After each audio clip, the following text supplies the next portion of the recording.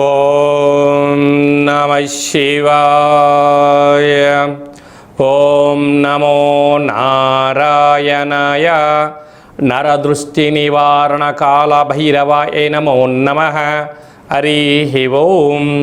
మా ఛానల్కి స్వాగతం. చూస్తున్న వీక్షకులకు ప్రేక్షకులకు ప్రియ కాల భైరవ భగవద్బంధులకి స్వాగతం పలుకుతూ మమ్మల్ని ఎంతగానో ఆదరిస్తూ ఉండబడినటువంటి ప్రియ సోదర సోదరీమణులకు, జ్యోతిష్య అభిమానులకు, సనాతన ధర్మ సంరక్షణ అందరికీ కూడా వైశాఖ మాస పూర్ణిమ శుభాకాంక్షలు. విశేషమైనటువంటి ఈ వైశాఖ మాసంలో పూర్ణిమ గగనంలో ఆకాశంలో ఎంత వెలుగు ప్రసాదిస్తుందో అలాగనే శ్రీ లక్ష్మీ సమేత నవనారసింహ స్వామికి ఆశీస్సులు అందరిపైన ఉండాలని, అందరినీ చల్లగా చూడాలని కోరుకుంటూ మనసారా ఆశీర్వచనం. ద్వాదశ రాశుల్లో గ్రహ గమనాలు వీక్షింపచేద్దాం. 1/5/2026 నుండి 15/5/2026 వరకు ద్వాదశ రాశిలో గ్రహ గమనాలు వీక్షింపచేద్దాం. మేషరాశిలో ఏడాది తర్వాత రవి భగవానుడు సంచార స్థితి, అక్కడే బుధ సంచార స్థితి, బుధాదిత్య రాజయోగము మరియు శుక్రుడు స్వక్షత్రకారకుడు వృషభ రాశిలో, మిథున రాశిలో దేవగురు బృహస్పతి సంచార స్థితి, సింహరాశిలో కేతు సంచార స్థితి, కుంభరాశిలో రాహు సంచార స్థితి, మీనరాశిలో కుజుడు మరియు శని భగవానుడు సంచార స్థితితో ద్వాదశ రాశుల్లో గ్రహ గమనాలు ఈ విధంగా ఉన్నాయి. కన్యరాశి వారు తస్మాత్ జాగ్రత్త. సప్తమ స్థానంలో కుజశనుల కలయిక, అష్టమంలో బుధాదిత్య రాజయోగం, రెండూ చాలా అనుకూలంగా లేని కనుక తస్మాత్ జాగ్రత్త. కన్యరాశిలో ఏ నక్షత్రాలు వస్తాయనగా ఉత్తరా నక్షత్రంలోని 2, 3, 4 పాదాలు, హస్తా నక్షత్రంలోని 4 పాదాలు, చిత్తా నక్షత్రంలో 1, 2 పాదాలు కలిపితే కన్యరాశి. రాశాధిపతి బుధ భగవానుడు. వీరికి 6వ స్థానంలో రాహు, సప్తమ స్థానంలో వివాహ స్థానంలో కలత్రస్థానంలో ఏడాది తర్వాత రుణరోగ శత్రుకారకుడు కుజుడు, ఆయుకారకుడు శని భగవానుడు కలయిక వలన ప్రేమికులు తస్మాత్ జాగ్రత్త. భార్యాభర్తలు అన్యోన్యత చాలా అవసరం. ఈ ఇద్దరి మధ్యన పార్ట్నర్షిప్ వ్యవహార కార్యక్రమం మధ్య నమ్మకమే జీవితం. నమ్మకం లేని చోట విరోధం పెరిగి ఆవేశాలు పెరిగి అనర్థానికి గురయ్యే పరిస్థితి ఉంటుంది. ఏడాది తర్వాత అష్టమంలో ఆయుస్థానంలో రవి భగవానుడు సంచారం చేయడం జరుగుతూ ఉంటుంది. ప్రమాదాలు పొంచి ఉన్నాయి, తస్మాత్ జాగ్రత్త. అదే అక్కడే బుధుడితో కలిపి ఉన్నాడు. ప్రభుత్వ అధికారులతో చాలా అప్రమత్తత అవసరం.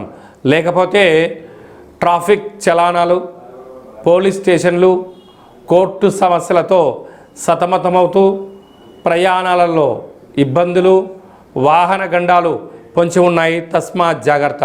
కనుక ఇలాంటి కాల సమయంలో గ్రహదోషాన్ని నివారించుకోవడం కోసము లక్ష్మీ సమేత నవనారసింహస్వామి యొక్క దర్శనం, స్వామివారికి గులాబీల దండ, స్వామివారి కళ్యాణంలో పసుపు రంగు వస్త్రాలు సమర్పింపజేయడము, అలాగనే పూర్ణిమ తిథి యందున నీటిలో పసుపును వేసి చంద్రభగవాన్ని దర్శించి ఆ యొక్క పసుపు తిలకాన్ని మీరు దిద్దుకోగలిగినట్లయితే అదృష్టం కన్యరాశి వారి సొంతం.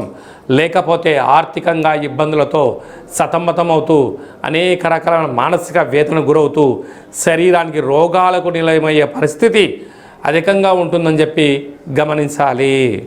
మనకు ఈ విధంగా వైశాఖ మాసం అంతను కూడా అద్భుతమైన ఆధ్యాత్మిక మాసము.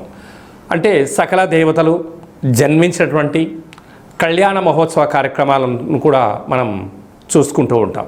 కనుక ఈ వైశాఖ మాసంలో పూర్ణిమకు తిథి రోజు ఒక్కరోజు ముందర మనకు లక్ష్మీ నవనారసింహ స్వామి యొక్క జయంతి మహోత్సవ కార్యక్రమాలు కూడా జరుగుతున్నాయి. కనుక మనమందరము కూడా స్వామివారి కళ్యాణంలో పాల్గొన్న తదనంతరము ఈ పూర్ణిమ తిథి యందున తప్పకుండా రాత్రిపూట ఒక వెడల్పాటి పాత్రలో నీటిలో విభూదిని వేస్తే తెల్లగా కనపడుతుంది. అందులో నుంచి చంద్రుని దర్శించగలిగినట్లయితే ఆ చంద్రుని చూస్తూ మీ కోరికలు కోరుకొని ఈ యొక్క సంపూర్ణమైనటువంటి చంద్రుని దర్శనం చేసినటువంటి ఈ యొక్క క్షీరసాగరంతో సమానమైనటువంటి ఈ యొక్క విభూది జలాలను తలపైన చల్లుకున్నట్లయితే తదనంతరం ఒక మామిడి వృక్షానికి పోసినట్లయితే అఖండమైన అష్ట కష్టాలు తొలగిపోయి అష్టైశ్వర్య ప్రాప్తి కలుగుతుందని చెప్పి గమనించాలి. మనము ముఖ్యమైన పండగల గురించి క్లుప్తంగా సవివరంగా సంపూర్ణంగా తెలుసుకుందాం. 1వ తారీఖు మే నెల 2026వ సంవత్సరము వైశాఖ మాస పూర్ణిమ, స్వాతి నక్షత్రంతో కూడుకున్న పూర్ణిమ సందర్భంగా సంపూర్ణమైనటువంటి లక్ష్మీదేవి కటాక్షం కోసం చేసేటువంటి పూజా కార్యక్రమం.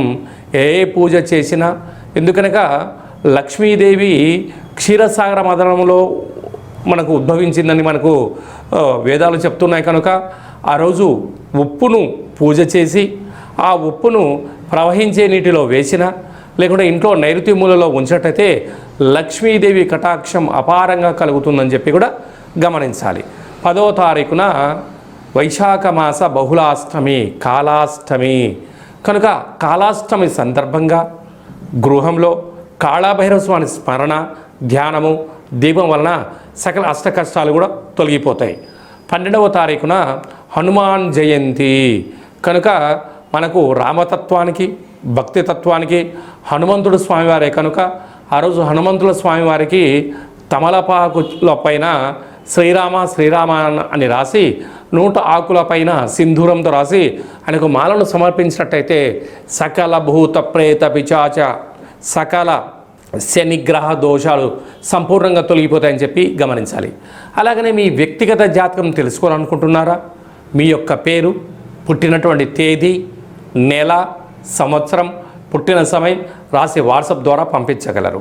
అలాగనే డేట్ ఆఫ్ బర్త్లో లేనటువంటి వారు మీ యొక్క పేరు, మీ యొక్క ఫోటోను వాట్సాప్ ద్వారా పంపించగలిగినట్లయితే గవ్వళ ద్వారా, రమణ శాస్త్రం ద్వారా, కాళభైరవ ఉపాసన చేత భూత భవిష్యత్ వర్తమానాన్ని తెలియజేయడం జరుగుతుంది. మీ డేట్ ఆఫ్ బర్త్లు పంపించినట్లయితే 100 సంవత్సరాల జాతకం రాసి పంపించి మీరు పుట్టినప్పుడు గ్రహ గమనాలు ఎలా ఉన్నాయి, ప్రస్తుతం ఎలా ఉంటున్నాయి, భవిష్యత్తులో ఎలా ఉండబోతున్నాయో సవివరంగా సంపూర్ణంగా తెలియజేయడం జరుగుతుందని చెప్పి గమనించాలి. అపాయింట్మెంట్ తీసుకొని సంప్రదించగలరు. అందరికీ శుభాన్ని, జయాన్ని, ఐశ్వర్యాన్ని, ఆనందాన్ని ప్రసాదించాలని మనసారా ఆశీర్వచనం. శతమానం భవతి శతాయు పురుష సతేంద్రియ ఆయుష్యేవేంద్రియే ప్రతిష్టతి. ధనం ధాన్యం బహుపుత్రలాభం శత సంవత్సరం దీర్ఘమాయు. సర్వే జనా సుఖినో భవంతు. లోకా సమస్తా సుఖినో భవంతు. సర్వం కాళభైరవ దేవతార్పణమస్తు. హరి ఓం. ఈ వీడియో మీకు నచ్చినట్టయితే మా ఛానల్ని సబ్స్క్రైబ్ చేసుకోండి, లైక్ చేయండి. ఈ ఆధ్యాత్మిక భక్తి సమాచారాన్ని భగవద్బంధులకు, మిత్రులకు చేరవేసి హిందూ ధర్మాన్ని కాపాడండి.